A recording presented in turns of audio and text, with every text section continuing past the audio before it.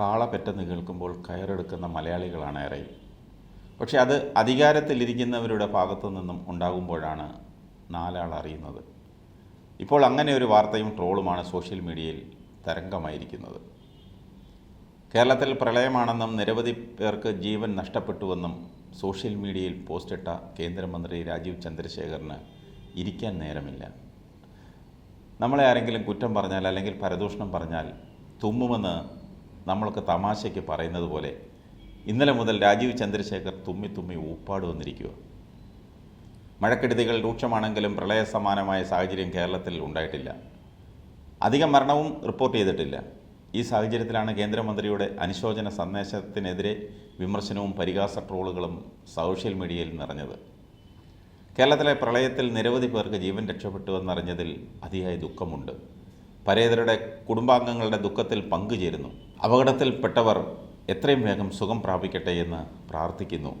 Rajeev Chandrasekhar social മീഡിയയിൽ കുറിച്ചതാണ്.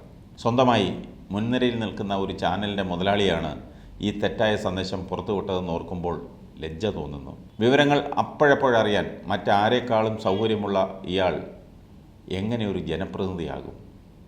തിരുവനന്തപുരത്ത് നിന്നും എങ്ങാനും ജയിച്ചു വന്നാലുള്ള സ്ഥിതി ഒന്ന് ഓർത്തു നോക്കിക്കേ. ഈ പോസ്റ്റ് വന്നതിന് പിന്നാലെ തന്നെ ട്രോളുകളും സജീവമായി. ഇടത് പ്രൊഫൈലുകളിൽ ട്രോളുകൾ നിറഞ്ഞു. കേന്ദ്രമന്ത്രിയുടെ പോസ്റ്റിന് താഴെ തന്നെ നിരവധി കമൻറ്റുകളും നിറഞ്ഞു. സോഷ്യൽ മീഡിയയിൽ സജീവമായി ഇടപെടാറുള്ള വിദ്യാഭ്യാസ മന്ത്രി വി ശിവൻകുട്ടിയും കേന്ദ്രമന്ത്രിയെ കണക്കിന് പരിഹസിച്ചു.